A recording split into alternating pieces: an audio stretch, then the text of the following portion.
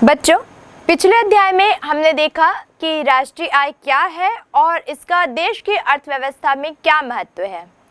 हमने देखा कि राष्ट्रीय आय संबंधी समुच्चय यानी उसके सूत्र, उसकी अवधारणाएं क्या हैं, किन किन तथ्यों से मिलकर राष्ट्रीय आय बनती है, कौन कौन से ऐसी आय है जिनको राष्ट्रीय आय में शामिल किया जाना चाहिए, और कुछ ऐसी आय के बारे में भी हमने जाना जिनको हम राष्ट्रीय आय में शामिल नहीं करते।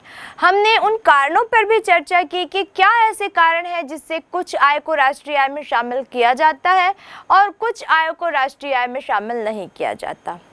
अब हम देखेंगे कि जब हम राष्ट्रीय आय का मापन करते हैं तो वास्तव में किस तरह से नियमानुसार कुछ सूत्रों का प्रयोग किया जाता है और कुछ क्रियात्मक प्रश्नों को हल करेंगे, जिसके अंतर्गत हम कुछ बिंदुओं के आधार पर दी गई जानकारियों के आधार पर हम उन क्रियात्मक प्रश्नों को हल कर सकेंगे। तो यहाँ पर सबसे पहले हम देखेंगे कि राष्ट्रीय आय को मापने की विधियाँ क्या हैं। तो राष्ट्रीय आय को मापने के लिए यहाँ पर हम 3 तरह की विधियों का अध्ययन करेंगे। पहली उत्पादन विधि, दूसरी आय विधि और तीसरी व्यय विधि। तो सबसे पहले हम उत्पादन विधि पर चर्चा करेंगे। उत्पादन विधि यानी जैसे कि पिछले अध्याय में भी हमने देखा था कि एक देश में एक वर्ष में उत्पादित अंतिम वस्तुओं और सेवाओं का जो मूल्य होता है उसके आधार पर हम उत्पादन विधि के अंतर्गत राष्ट्रीय आय की गणना करते हैं। लेकिन साथ में यहाँ पर हम कुछ अन्य बिंदुओं को भी इसके बारे में जानेंगे, जैसे कि ये जो राष्ट्रीय आय की गणना विधि है जिसे हम उत्पादन विधि के नाम से जानते हैं, इसी विधि को हम शुद्ध उत्पादन विधि भी कहते हैं।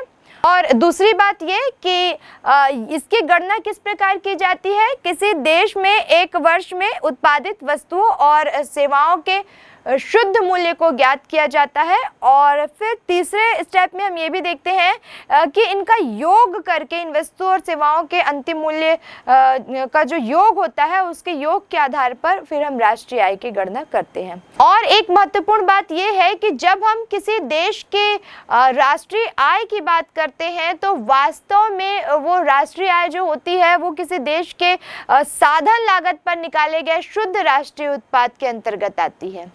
यानी कि इसके लिए हम जिस सूत्र का प्रयोग करेंगे वो कुछ इस प्रकार से होगा: राष्ट्रीय आय बराबर साधन लागत पर शुद्ध राष्ट्रीय उत्पाद, जिसे हम कह सकते हैं NI national income equal to NNP at factor cost, net national production at factor cost.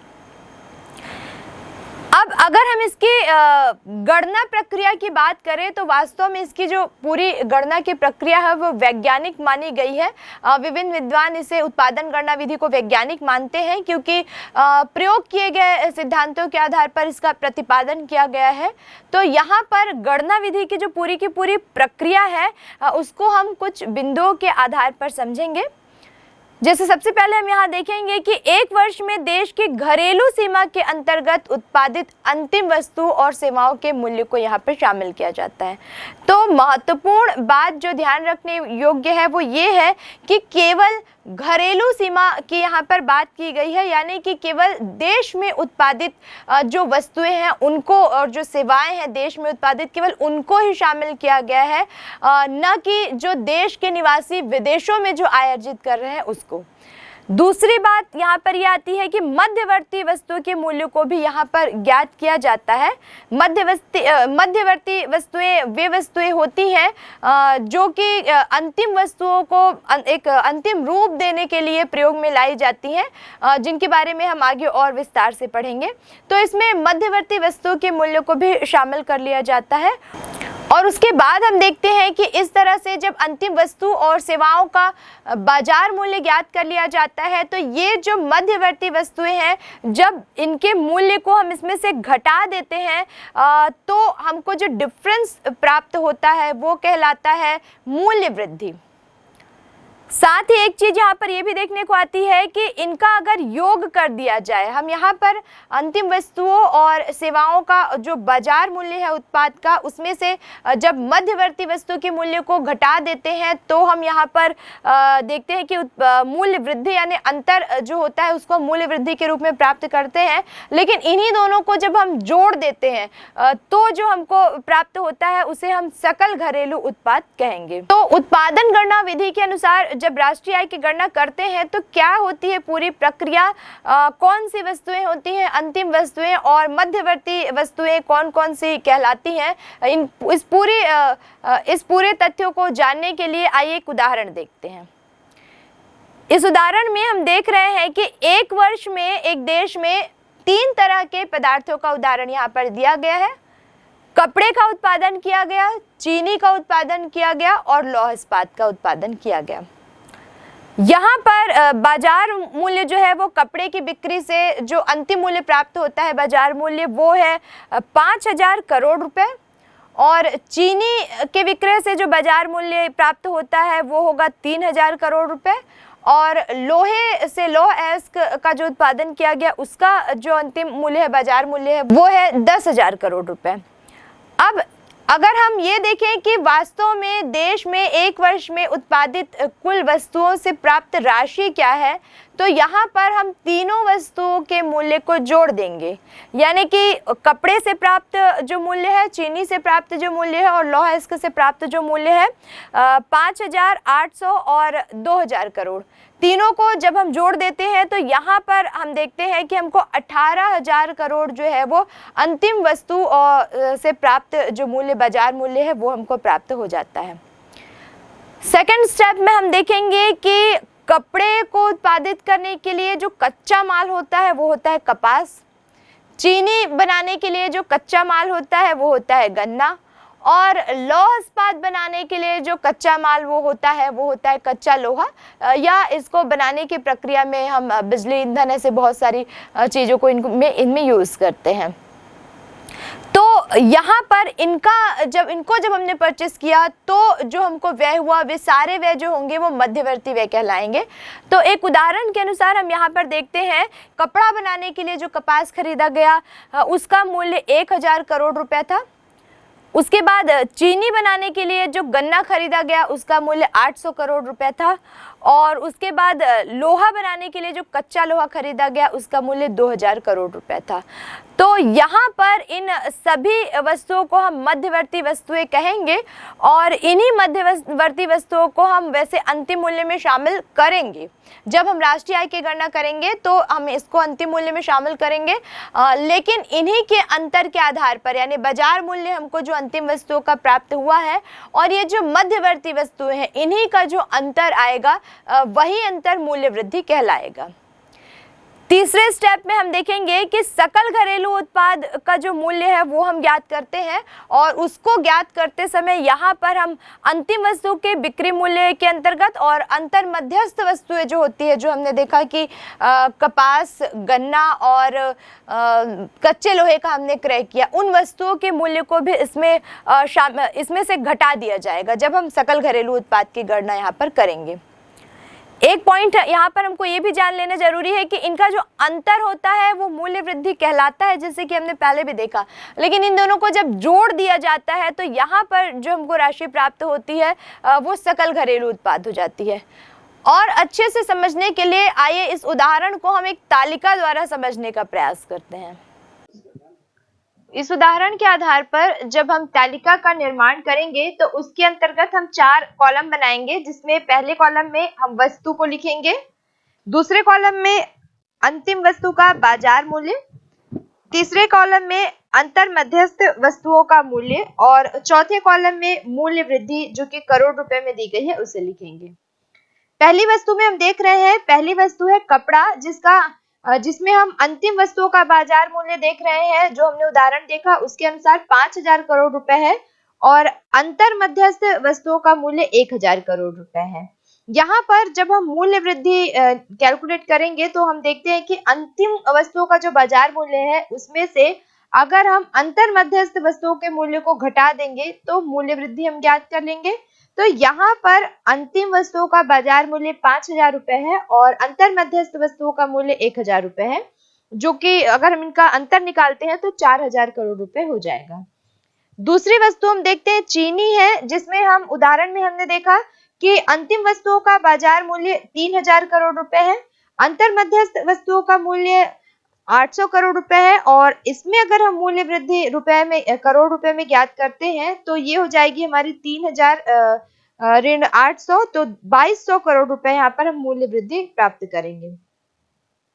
तीसरा हम यहाँ पर लौह इस्पात देखते हैं, जिसमें कि अंतिम वस्तु का बाजार मूल्य 10,000 करोड़ रुपए आता है और अंतर मध्यस्थ वस्तु का मूल्य 2,000 करोड़ रुपए है। अब अगर इसके अनुसार हम मूल्य वृद्धि ज्ञात करते हैं तो हम देखते हैं कि 10,000 माइनस 2,000 8,000 करोड़ रुपए मूल्य वृद्धि यहाँ पर हमको ज्ञात होती है। इस प्रकार हम देखते हैं कि अंतिम वस्तु का बाजार मूल्य कुल 18,000 करोड़ रुपए है, जबकि अंतर मध्यस्थ वस्तुओं का बाजार मूल्य 3,800 करोड़ रुपए है और मूल्य वृद्धि जो है वो 14,200 करोड़ रुपए आती है। यानी कि इस पूरी तालिका से एक बात ये भी स्पष्ट हो जाती है कि मूल्य वृद्धि 14,200 करोड़ रुपए की हुई है और यही मूल्य वृद्धि विधि से उस देश का बाजार कीमत पर सकल घरेलू उत्पाद का मूल्य माना जाएगा। तो आपने देखा कि किस प्रकार उत्पादन गणना विधि के द्वारा हम राष्ट्रीय आय की गणना करते हैं। अब दूसरी एक विधि हम यहाँ पर देखेंगे राष्ट्रीय आय की गणना के लिए, जो होगी बाजार कीमत पर शुद्ध घरेलू उत्पाद के मूल्य की गणना। जब हम बाजार कीमत पर शुद्ध घरेलू उत्पाद के मूल्य की गणना करते हैं तो यहाँ पर हम देखते हैं तो इसका यानी बाजार कीमत पर शुद्ध घरेलू उत्पाद का मूल्य ज्ञात करने के लिए सकल घरेलू उत्पाद को बाजार कीमत के योग से घटा दिया जाता है और साथ में हम यहाँ पर देखते हैं स्थिर पूंजी और मशीनों की जो घिसावट का व्यय है वो भी इसमें से हमको घटाना होता है। यानी कि कुल मिलाकर इसको एक फॉर्मूले के रूप में अगर हमको लिखना हो तो हम लिखेंगे बाजार मूल्य पर शुद्ध घरेलू उत्पाद बराबर बाजार कीमत पर सकल घरेलू उत्पाद और उसमें से हम मूल्यह्रास को घटा देंगे। अगला हम इसके लिए निकालेंगे बाजार कीमतों पर शुद्ध राष्ट्रीय उत्पाद के मूल्य की गणना। तो जब हम बाजार कीमत पर शुद्ध राष्ट्रीय उत्पाद के मूल्यों की गणना करेंगे तो कौन कौन से स्टेप हम फॉलो करेंगे। सबसे पहले हम यहाँ पर बाजार कीमत पर शुद्ध राष्ट्रीय उत्पाद की गणना के लिए हम बाजार कीमत पर जो हमने शुद्ध राष्ट्रीय उत्पाद के मूल्य में हम विदेशों से प्राप्त जो शुद्ध राष्ट्रीय आय है जिसे हम NFIA कहते हैं उस मूल्य को यहाँ पर जोड़ दिया जाएगा। दूसरे शब्दों में हम ये कह सकते हैं कि वर्ष भर में देश के जो आयात और निर्यात थे दोनों के बीच में जो डिफरेंस आया, आयात में हमको जितनी राशि देनी पड़ी और निर्यात करने पर हमको जितनी विदेशी मुद्रा प्राप्त हुई, दोनों का जो डिफरेंस आएगा उसे ही हम NFIA मानते हैं और उसे हम जब बाजार कीमत पर शुद्ध राष्ट्रीय आय की गणना करेंगे तो उसमें हमको जोड़ देना होगा। इसको अगर हम एक सूत्र के रूप में लिखें तो हम इस प्रकार लिख सकते हैं बाजार कीमत पर शुद्ध राष्ट्रीय उत्पाद बराबर बाजार कीमत पर शुद्ध घरेलू उत्पाद प्लस NFIA यानी विदेशों से प्राप्त शुद्ध आय। दूसरे शब्दों में हम इसको कह सकते हैं बाजार कीमत पर शुद्ध राष्ट्रीय उत्पाद बराबर बाजार कीमत पर शुद्ध घरेलू उत्पाद बराबर ब्रैकेट में हम लिख सकते हैं निर्यात से प्राप्त राशि माइनस आयात से प्राप्त राशि। अगली जो इसमें विधि हम लगाएंगे वो होगी साधन लागत पर शुद्ध राष्ट्रीय उत्पाद के मूल्यों की गणना। तो हमने देखा कि जब हम शुद्ध राष्ट्रीय उत्पाद की बात करते हैं तो एक्चुअली वो साधन लागत पर ही होता है। साधन लागत पर शुद्ध राष्ट्रीय उत्पाद ज्ञात करने के लिए यहाँ पर हम सबसे पहले बाजार लागत पर जो शुद्ध राष्ट्रीय उत्पाद होता है उसमें से हम अप्रत्यक्ष जो कर लगाए जाते हैं उनकी राशि को घटा देते हैं और साथ में हमको इस बात का भी ध्यान रखना पड़ता है कि अगर सरकार से प्राप्त कोई आर्थिक सहायता है तो उसको हमको किसी प्रकार का अगर अनुदान है तो उसको हमको इस कैलकुलेशन में यहाँ पर जोड़ देना होगा। तो इस प्रकार से जब हम साधन लागत पर शुद्ध राष्ट्रीय आय की गणना करते हैं तो उसको फॉर्मूले के रूप में लिख सकते हैं साधन लागत पर शुद्ध राष्ट्रीय उत्पाद बराबर बाजार कीमत पर शुद्ध राष्ट्रीय उत्पाद माइनस अप्रत्यक्ष कर और प्लस आर्थिक सहायता या सरकार से प्राप्त अनुदान राशि। तो इस प्रकार साधन लागत पर जो जिन राष्ट्रीय उत्पादों की हम गणना करते हैं, वास्तव में ये वही राष्ट्रीय उत्पाद होते हैं जिनके आधार पर हम शुद्ध राष्ट्रीय आय की गणना कर सकते हैं, या जिन्हें वास्तव में हम शुद्ध राष्ट्रीय आय मानते हैं। अब शुद्ध मूल्य वृद्धि क्या है और कैसे ये मापी जाती है, जैसे कि हमने तालिका के अनुसार उत्पादन विधियों में भी देखा था। तो इसकी प्रक्रिया क्या है, कौन कौन सी चीज़ें इसमें शामिल होती हैं और कौन कौन सी चीज़ें इसमें शामिल नहीं होती है, आइए उस पर एक नज़र डालें। तो शुद्ध मूल्य वृद्धि की गणना करने के लिए यहाँ पर सबसे पहला जो पॉइंट है वो है बाजार लागत पर सकल घरेलू उत्पाद की गणना, gross domestic production at market price. और इसके लिए हम यहाँ पर निजी क्षेत्र और सार्वजनिक क्षेत्र के जो उपभोग की वस्तुएं होती हैं और उनके साथ में जो उनके द्वारा किए गए विनियोग होते हैं, तो उन वस्तु और सेवाओं का बाजार मूल्य और साथ में सार्वजनिक क्षेत्र के जो विनियोग के मूल्य होते हैं उनको यहाँ पर जोड़ दिया जाता है। और दूसरा अगर हम चाहें तो बाजार कीमत पर जब सकल घरेलू उत्पाद की हम गणना करते हैं तो वहाँ हम एक काम और कर सकते हैं। इस कंडीशन में इसमें हम निजी क्षेत्र के उत्पाद जो उपभोक्ता के द्वारा प्रयोग में लाई जाती है वे सारी वस्तुएं और प्लस सरकारी क्षेत्र में जो उत्पादित वस्तुएं हैं उनको जोड़ देते हैं, और साथ में इसमें हम जोड़ते हैं निजी क्षेत्र की पूंजीगत वस्तु के निर्माण पर किए गए विनियोग, और इसमें हम जोड़ देते हैं सार्वजनिक व्यवस्थाओं पर सरकार ने जो व्यय किए हैं। तो इन चारों पॉइंट को जोड़कर इस आधार पर हम बाजार कीमत पर सकल घरेलू उत्पाद की गणना भी कर सकते हैं। जब हम बाजार कीमत पर सकल घरेलू उत्पाद की गणना की बात करते हैं तो यहाँ पर ये जो उत्पाद होते हैं इन्हें वास्तव में हम 3 भागों में बांट देते हैं। कौन कौन से 3 भाग में? सबसे पहले हम इन्हें प्राथमिक उत्पाद, फिर द्वितीयक उत्पाद और फिर तृतीयक श्रेणी के जो तृतीयक क्षेत्र के जो उत्पाद होते हैं उनमें हम इनको बांट देते हैं।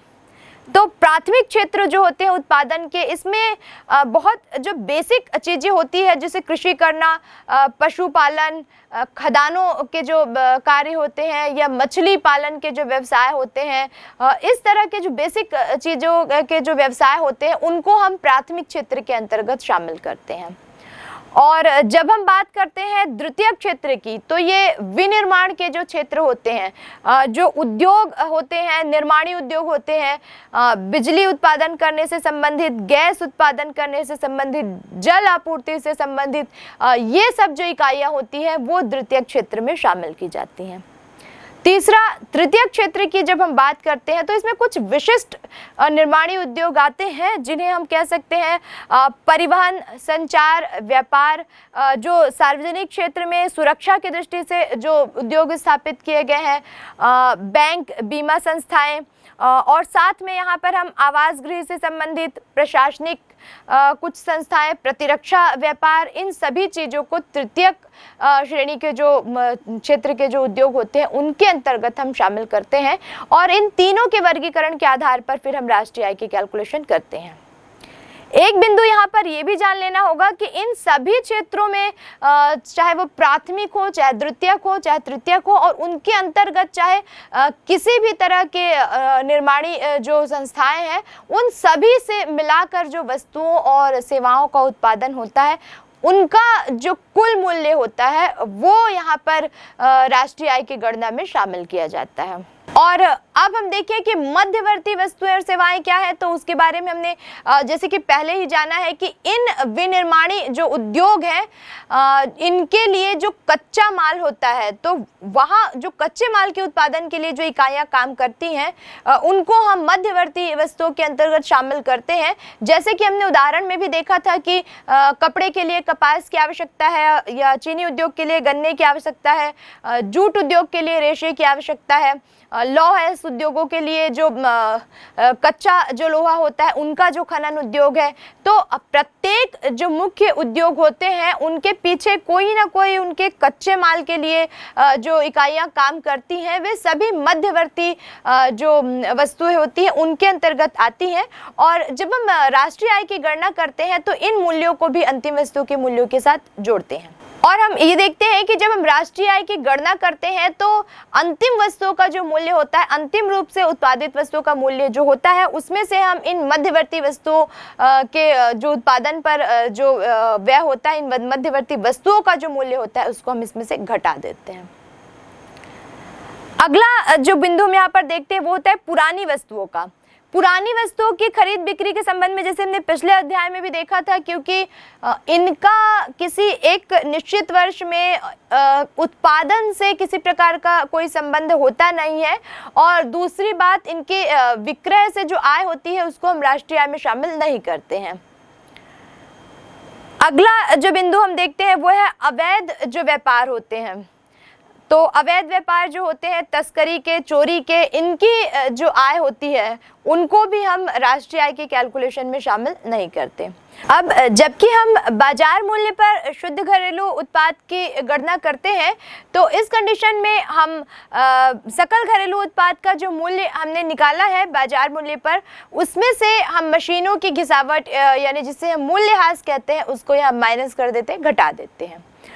दूसरी एक चीज हमको यहाँ पे ध्यान रखनी है कि आयात और निर्यात के मूल्यों का जो समायोजन है, यानी इनका जो डिफरेंस है जिसको हम NFIA से जानते हैं, तो इनको यहाँ पर बाजार मूल्य पर शुद्ध राष्ट्रीय उत्पाद की गणना करते समय जो इनका जो अंतर होता है या NFIA की जो राशि होती है उसको यहाँ पर जोड़ा जाता है। और लास्ट में हम साधन लागत पर शुद्ध राष्ट्रीय उत्पाद के मूल्य को ज्ञात करने के लिए उसमें से अप्रत्यक्ष कर को घटा देते हैं, और अगर किसी प्रकार के अनुदान की राशि या आर्थिक सहायता की राशि प्राप्त हुई है सरकार के द्वारा तो उसको हम यहाँ पर जोड़ देते हैं। तो इस प्रकार आय मापन विधियों से जब हम संख्यात्मक प्रश्न हल करते हैं तो क्या होती है उनकी प्रक्रिया, आइए कुछ उदाहरणों के माध्यम से इसको और अच्छे से समझने का प्रयास करते हैं। एक किसान ने 500 रुपए का कपास स्वतः उत्पादित करके कपड़ा मिल को बेचा। कपड़ा मिल ने कपड़ा तैयार करके 600 रुपए में रेडीमेड गारमेंट फैक्ट्री को बेचा। रेडीमेड गारमेंट फैक्ट्री ने ड्रेसेस तैयार करके 1000 रुपए में एक स्टोर को बेच दिया। स्टोर मालिक ने 1200 रुपए में ड्रेस उपभोक्ताओं को बेच दी। प्रत्येक फर्म द्वारा की गई मूल्य वृद्धि, सकल मूल्य वृद्धि ज्ञात कीजिए। यहाँ पे हम देखते हैं कि किसान, कपड़ा मिल और रेडीमेड गारमेंट फैक्ट्री स्टोर द्वारा की गई मूल्य वृद्धि जो थी वो इस प्रकार है। तो किसान द्वारा जो मूल्य वृद्धि हुई वो हम ये मानेंगे कि कपड़ा मिल को कपास का जो विक्रय है वो होगी यानी 500 रुपए। उसके बाद हम देख रहे हैं कि कपड़ा मिल द्वारा जो की गई मूल्य वृद्धि है वो होगी रेडीमेड गारमेंट फैक्ट्री को कपड़ा का विक्रय, और इसमें से हम माइनस कर देंगे किसान से कपास का क्रय विक्रय जो होता है। तो यहाँ पर कपड़ा मिल द्वारा जो की गई मूल्य वृद्धि होगी वो हो जाएगी 600 माइनस 500 बराबर 100 रुपए। फिर हम प्रश्न में देख रहे हैं कि रेडीमेड गारमेंट फैक्ट्री द्वारा जो मूल्य वृद्धि है वो स्टोर को ड्रेसेस का विक्रय मूल्य, इसमें से जब हम कपड़ा मिल से प्राप्त कपास यानी कि मध्यस्थ वस्तु का जो क्रय मूल्य है उसको जब हम घटा देंगे तो जो हमें प्राप्त होगा वो रेडीमेड गारमेंट फैक्ट्री द्वारा की गई मूल्य वृद्धि होगी, यानी कि ये हो जाएगा 1000 माइनस 600, तो 400 रुपए जो होगा वो गारमेंट फैक्ट्री द्वारा की गई मूल्य वृद्धि होगी। इसी तरह चौथा हम जो पॉइंट देखते हैं उसमें स्टोर द्वारा मूल्य वृद्धि दी गई है। तो यहाँ पर भी हम स्टोर द्वारा की गई मूल्य वृद्धि में हमने जो अंतिम उपभोक्ताओं को जो माल बेचा है उसका जो विक्रय मूल्य है उसमें से जब हम रेडीमेड गारमेंट फैक्ट्री को ड्रेसेस का जो क्रय मूल्य है उसको जब हम घटा देंगे तो जो बैलेंस आता है वो स्टोर द्वारा की गई मूल्य वृद्धि कहलाता है। यानी कि यहाँ पर हम देख रहे हैं कि अंतिम उपभोक्ताओं का जो विक्रय मूल्य है वो 1200 रुपए दिया गया है, और इसमें से हम माइनस कर देते हैं रेडीमेड गारमेंट फैक्ट्री के जो ड्रेसेस का जो क्रय मूल्य था जो कि 1000 है। तो यहाँ पर हमको 200 रुपए स्टोर द्वारा मूल्य वृद्धि प्राप्त हो जाती है। फिर हमको अगर सकल मूल्य वृद्धि निकालना है ओवरऑल इन चारों में कितनी मूल्य वृद्धि हुई है, तो हम चारों मूल्य वृद्धि जो हमने ज्ञात की है उसको जोड़ देंगे, यानी कि किसान द्वारा मूल्य वृद्धि प्लस कपड़ा मिल द्वारा मूल्य वृद्धि प्लस रेडीमेड गारमेंट फैक्ट्री द्वारा मूल्य वृद्धि और प्लस स्टोर द्वारा मूल्य वृद्धि। तो ये 500 प्लस 100 प्लस 400 प्लस 200, तो ये 1200 जो है वो सकल मूल्य वृद्धि हम ज्ञात कर लेंगे। निम्नलिखित आंकड़ों के आधार पर किसी देश की राष्ट्रीय आय की गणना उत्पादन विधि द्वारा ज्ञात कीजिए। यहाँ कुछ मदें दी गई हैं और उन पर किए गए व्यय करोड़ रुपयों में दिए गए हैं।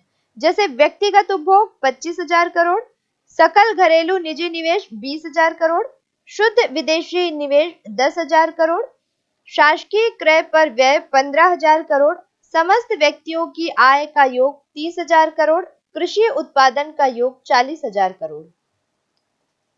यहाँ पर क्योंकि हमको उत्पादन विधि के अनुसार राष्ट्रीय आय की गणना करनी है, तो यहाँ पर हमको इससे संबंधित जो भी बिंदु दिए गए हैं उनको जोड़कर हम बहुत आसानी से राष्ट्रीय आय की गणना कर लेंगे। जैसे सबसे पहले हम यहाँ इसमें जोड़ेंगे व्यक्तिगत उपभोग प्लस सकल घरेलू निजी निवेश प्लस शुद्ध विदेशी निवेश प्लस शासकीय क्रय पर व्यय। तो यहाँ पर इनकी अमाउंट हो जाएगी 25,000 प्लस 20,000 प्लस 10,000 प्लस 15,000। तो ये 70,000 करोड़ रुपीस जो है वो यहाँ पर राष्ट्रीय आय की गणना होगी उत्पादन विधि द्वारा। अब क्योंकि यहाँ पर फोर्थ पॉइंट जो है वो समस्त व्यक्तियों की आय का योग है और तो क्योंकि आय का योग है और यहाँ पर हमको उत्पादन विधि द्वारा यहाँ पर कैलकुलेशन हमको करनी है राष्ट्रीय आय की, तो इसको हम इसके अंतर्गत शामिल नहीं करेंगे।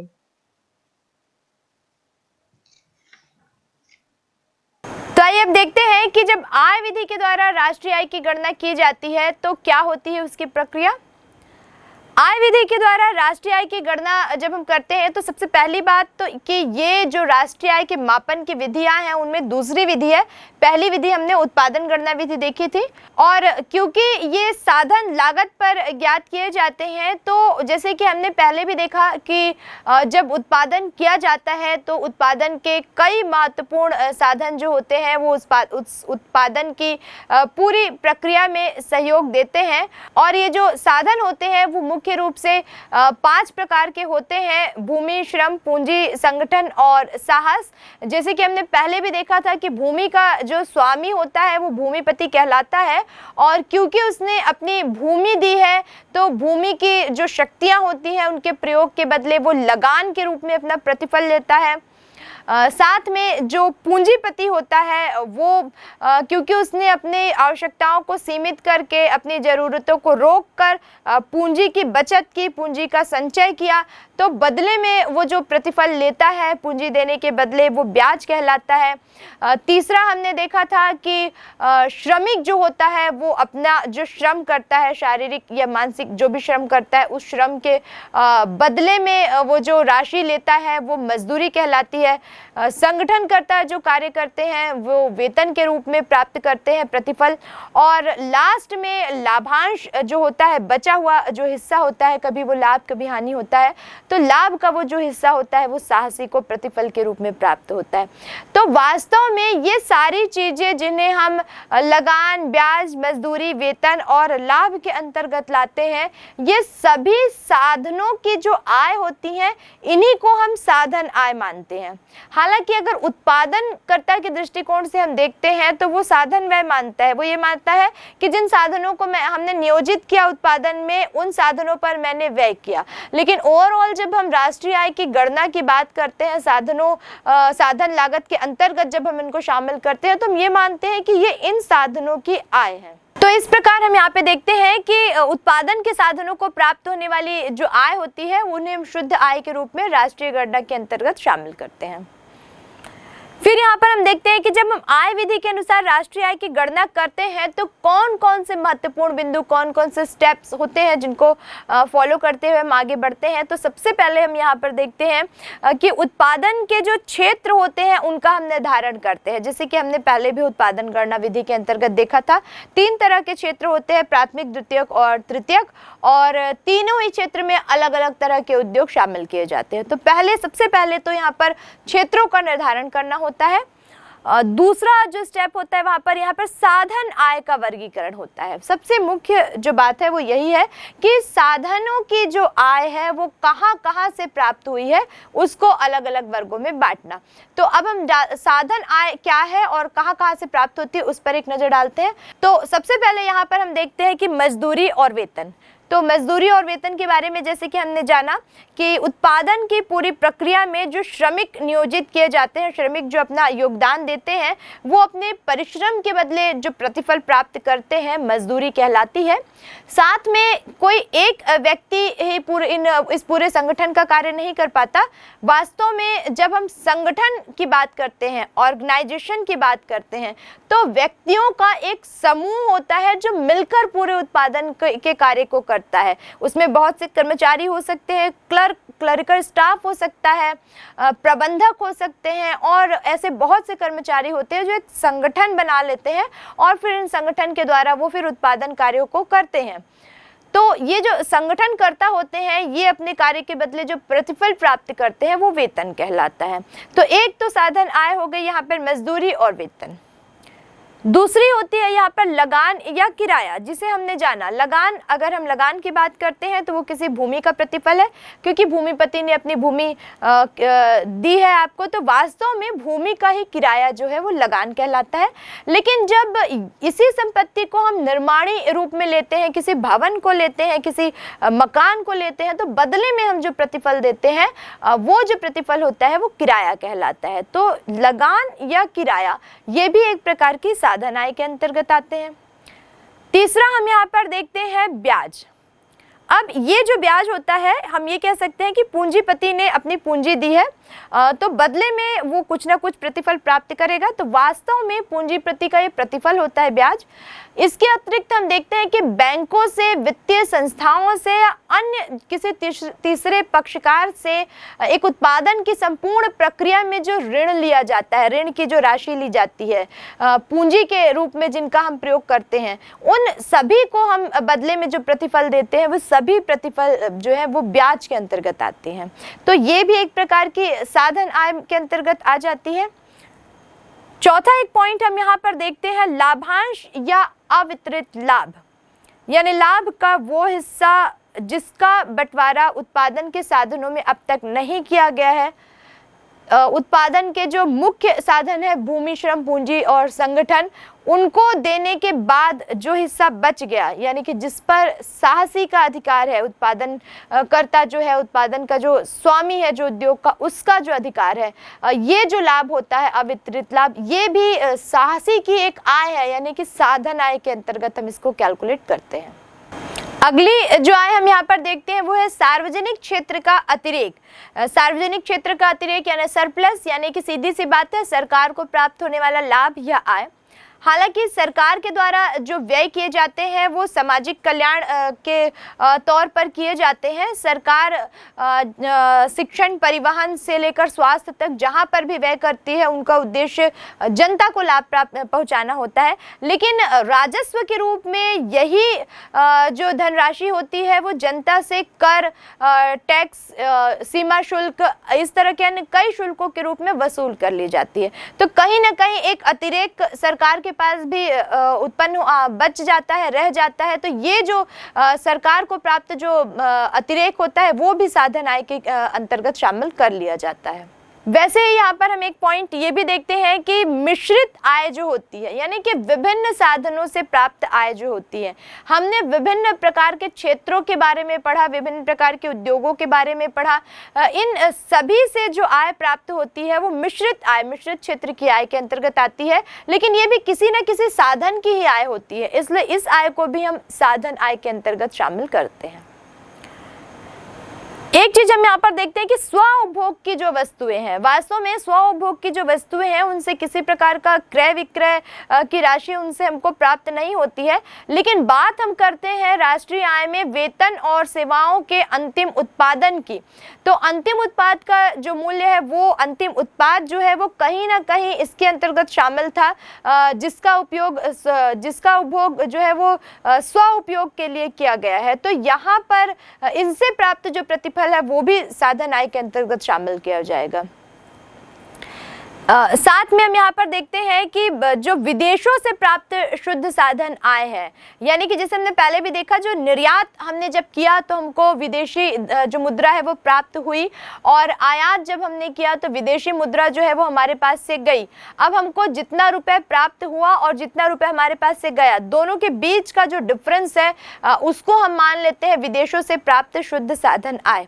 तो ये जो आय है विदेशों से प्राप्त शुद्ध साधन आय, वो धनात्मक भी हो सकती है और ऋणात्मक भी हो सकती है।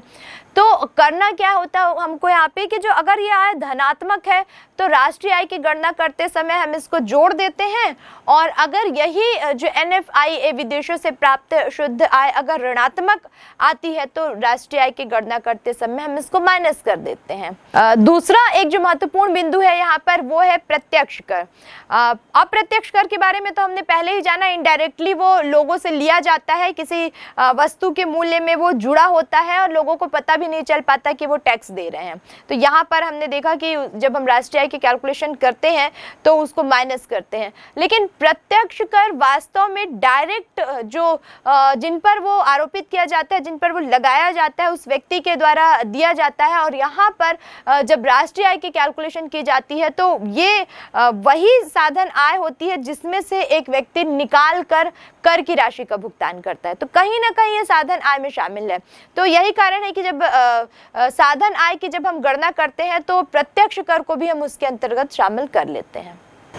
अब अगर हम बात करें इन साधनों के जो आय है, साधनों से प्राप्त होने वाली जो आय है उसके अनुमानित मूल्य की, यानी कि सिर्फ अनुमान लगाने की, तो केवल अनुमान लगाने के लिए यहाँ पर हम जो उद्योगपति होते हैं उनके द्वारा जो भी जितने भी साधन प्रयोग में लाए जा रहे हैं उत्पादन के लिए, उनकी जो मात्रा होती है, जब उस पूरी मात्रा को हम साधन की कीमत से गुणा कर देते हैं तो हम उन जो प्रयोग किए जा रहे हैं जो साधन है उनकी कीमतों का एक अनुमान लगा लेते हैं। लेकिन जब हम इस प्रकार का कार्य करते हैं, साधन आय का अनुमान लगाते हैं, तो उस समय हमको कुछ विशेष बातों को ध्यान में रखना पड़ता है। आइए देखते हैं कौन कौन से बिंदु को हमको ध्यान में रखना है।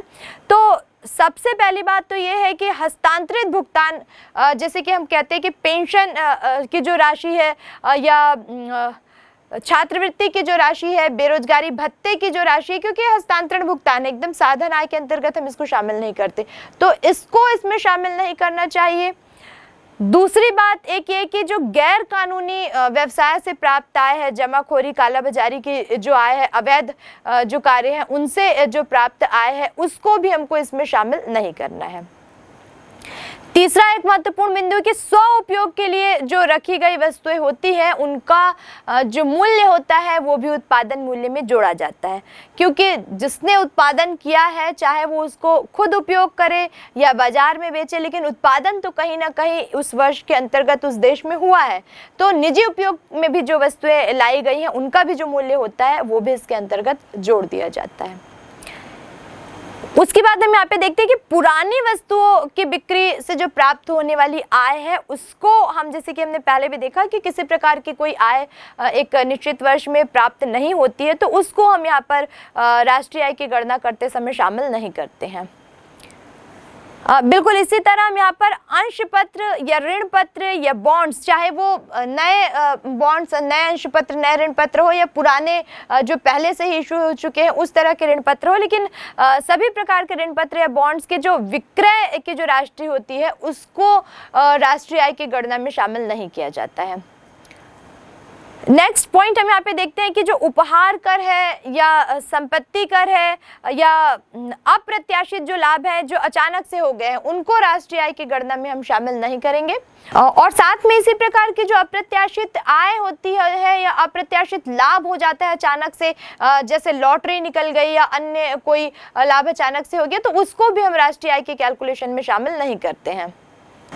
और व्यक्तिक प्रत्यक्ष कर की अगर बात करते हैं तो व्यक्तिक प्रत्यक्ष कर जो होता है उसके बारे में हम ये मानते हैं कि ये कर्मचारी की आय का एक हिस्सा है, इसलिए भी हम इसे राष्ट्रीय आय की गणना में शामिल नहीं करते हैं। तो आइए हम इस पर आधारित कुछ संख्यात्मक प्रश्नों को देखते हैं। निम्नलिखित समंकों से आय विधि के द्वारा राष्ट्रीय आय की गणना कीजिए। कर्मचारियों का पारिश्रमिक 15,000 रुपए, लगान 5,000 रुपए, लाभ 25,000 रुपए, ब्याज 5,000 रुपए, मूल्यह्रास 1,000 रुपए, सकल घरेलू विनियोग 25,000 रुपए।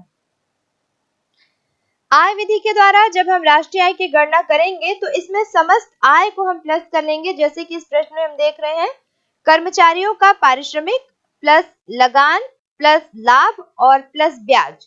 ये चार ही आय हमको दी गई है। हम इसमें विनियोग और मूल्यह्रास इनको शामिल नहीं करेंगे क्योंकि वो किसी प्रकार की आय नहीं है। तो यहाँ पर इनकी कैलकुलेशन में हम कर्मचारियों का पारिश्रमिक 15,000 प्लस लगान 5,000 प्लस ब्याज प्लस लाभ 25,000 और प्लस ब्याज 5,000 ऐड कर देंगे, तो कुल मिलाकर 50,000 रुपए जो है वो आय विधि के द्वारा राष्ट्रीय आय की गणना हो जाएगी। निम्नलिखित आंकड़ों के आधार पर घरेलू साधन आय ज्ञात कीजिए। यहाँ मदें दी गई है, मजदूरी व वेतन 20,800 रुपए, किराया 5,200 रुपए, ब्याज 2,800 रुपए, लाभ 7,000 रुपए, मिश्रित आय 11,500 रुपए, विदेशों से शुद्ध साधन आय ऋण 800 रुपए, शुद्ध अप्रत्यक्ष कर 9,200 रुपए। यहाँ हमको एनडीपी एट फैक्टर कॉस्ट की गणना करनी है, घरेलू साधन आय की गणना यहाँ पर करनी है, जिसमें हम देख रहे हैं कि जो घरेलू साधन आय है इस पूरी मद में से उनमें कौन कौन से बिंदु शामिल होंगे। तो इसमें शामिल होगा मजदूरी व वेतन, किराया, ब्याज, लाभ और मिश्रित आय। क्योंकि विदेशों से प्राप्त शुद्ध साधन आय को इसमें हम शामिल नहीं करेंगे क्योंकि हम घरेलू साधन आय की बात कर रहे हैं और अप्रत्यक्ष कर को भी यहाँ पर किसी प्रकार से शामिल नहीं किया जाएगा। तो यहाँ पर हमारी एनडीपी एट फैक्टर कॉस्ट की कैलकुलेशन हो जाएगी मजदूरी व वेतन प्लस किराया प्लस ब्याज प्लस लाभ प्लस मिश्रित आय। तो मजदूरी व वेतन 20,800 प्लस किराया 5,200 प्लस ब्याज 2,800 प्लस लाभ 7,000 प्लस मिश्रित आय 11,500। तो ये टोटल 47,300 करोड़ रुपीस जो है एनडीपी एट फैक्टर कॉस्ट हो जाएगी। निम्नलिखित आंकड़ों से राष्ट्रीय आय की गणना कीजिए। वेतन 30,000 रुपए, किराया 10,000 रुपए, लाभ 10,000 रुपए, ब्याज 10,000 रुपए, उपभोग 50,000 रुपए, सकल घरेलू विनियोग 4,000 रुपए। यहाँ पर क्योंकि हमको राष्ट्रीय आय की गणना करनी है और आय विधि से करनी है, तो यहाँ पर हम इस टेबल में जो अलग अलग पॉइंट्स दिए गए हैं उनमें से देखते हैं कि कौन कौन से ऐसे पॉइंट है जो किसी साधन की आय को बताते हैं। तो यहाँ हम देखते हैं कि वेतन, किराया, लाभ और ब्याज, ये चार ऐसे बिंदु है जो किसी साधन की आय को बताते हैं। जैसे वेतन जो है वो संगठनकर्ता की आय है, किराया प्राप्ति है, लाभ जो है वो जो साहसी है व्यापार का उसका भाग है और ब्याज जो है वो पूंजीपति का हिस्सा है। तो ये सभी साधन की आय को बताते हैं, इसलिए इन चारों बिंदुओं को यहाँ पर राष्ट्रीय आय की गणना में जोड़ लेंगे और उपभोग और सकल घरेलू विनियोग इसके को हम इसमें शामिल नहीं करेंगे। तो यहाँ पर राष्ट्रीय आय की गणना हो जाएगी वेतन 30,000 रुपए प्लस किराया 10,000 रुपए प्लस लाभ 10,000 रुपए प्लस ब्याज 10,000 रुपए, यानी टोटल 60,000 से हम यहाँ पर राष्ट्रीय आय की कैलकुलेशन कर लेंगे। निम्नलिखित सूचनाओं के आधार पर बाजार कीमतों पर सकल राष्ट्रीय उत्पाद आय विधि से ज्ञात कीजिए। यहाँ हम देख रहे हैं कुछ मदें दी गई है, घरेलू उपभोग 50,000, मूल्यह्रास 1,000, लाभ 20,000, शुद्ध विदेशी निवेश 5,000, मजदूरी 48,000, सकल घरेलू निवेश 17,000, ब्याज 10,000, लगान 8,000। यहाँ क्योंकि हमको आय विधि के द्वारा बाजार कीमत पर सकल राष्ट्रीय उत्पाद की गणना करनी है, तो यहाँ पर हम देखेंगे कि कौन कौन सी ऐसी मदें हैं जिनको हम बाजार कीमत पर सकल राष्ट्रीय उत्पाद की गणना में शामिल करेंगे। तो इसमें थर्ड जो बिंदु है लाभ, उसके बाद मजदूरी और ब्याज और साथ में लगान, ये चार ऐसे बिंदु हैं जो आय को प्रदर्शित करते हैं। और बाकी जो बिंदु है जैसे घरेलू उपभोग है, मूल्यह्रास है, शुद्ध विदेशी निवेश है, सकल घरेलू निवेश है, इन सब चीजों को हम क्योंकि ये आय नहीं है, किसी भी साधन की आय को ये प्रदर्शित नहीं करते, तो इनको हम यहाँ पर आय विधि के द्वारा बाजार कीमत पर सकल राष्ट्रीय उत्पाद की गणना में शामिल नहीं करेंगे। तो बाजार कीमत पर सकल राष्ट्रीय उत्पाद की गणना के लिए हम कैलकुलेशन करेंगे। लाभ 20,000 प्लस मजदूरी 48,000 प्लस ब्याज 10,000 प्लस लगान 8,000, तो ये हो जाएगा 86,000 बाजार कीमत पर सकल राष्ट्रीय उत्पाद। निम्नलिखित आंकड़ों से आय विधि द्वारा राष्ट्रीय आय की गणना कीजिए। यहाँ कुछ मदें दी गई हैं और राशियां करोड़ रुपए में दी गई हैं। वेतन व मजदूरी 4,000 करोड़ रुपए, किराया 700 करोड़ रुपए, लाभ 1,300 करोड़ रुपए, ब्याज 500 करोड़ रुपए, उपभोग व्यय 4,000 करोड़ रुपए, सकल घरेलू विनियोग 1,500 करोड़ रुपए, शुद्ध विदेशी विनियोग 1,000 करोड़ रुपए। यहाँ पर हम देखते हैं कि आय विधि द्वारा राष्ट्रीय आय की गणना करने के लिए हम किन किन मदों को आय विधि के अंतर्गत शामिल करेंगे। तो यहाँ हमें वेतन व मजदूरी, किराया, लाभ और ब्याज, ये 4 मदें ऐसी दिखाई देती हैं जो किसी साधन की आय है, जबकि घरेलू व्यय एक प्रकार का व्यय है, सकल घरेलू विनियोग एक प्रकार का विनियोग है और शुद्ध विदेशी विनियोग भी एक प्रकार का विनियोग है, जबकि किसी प्रकार की आय नहीं है। तो आय विधि द्वारा राष्ट्रीय आय की गणना करने के लिए हम सबसे पहले वेतन व मजदूरी लिखेंगे 4,000 रुपए से, किराया जोड़ेंगे हम 700 रुपए, लाभ 1,300 और ब्याज 500। तो इस प्रकार कुल 6,500 करोड़ रुपए हमको आय विधि द्वारा राष्ट्रीय आय की गणना प्राप्त हो जाएगी। निम्नलिखित आंकड़ों के आधार पर कर्मचारियों का पारिश्रमिक ज्ञात कीजिए। कर्मचारियों पर किया गया चिकित्सा व्यय 5 रुपए, मालिकों द्वारा भविष्य निधि में अंशदान 10, नगद मजदूरी 125 रुपए, महंगाई भत्ता 75 रुपए, कर्मचारियों द्वारा भुगतान किया गया जीवन बीमा प्रीमियम 12 रुपए। यहाँ पर क्योंकि हमको कर्मचारियों का कुल पारिश्रमिक ज्ञात करना है, तो कौन कौन सी ऐसे मदें होंगी जो कर्मचारियों के पारिश्रमिक में जुड़ जाती हैं।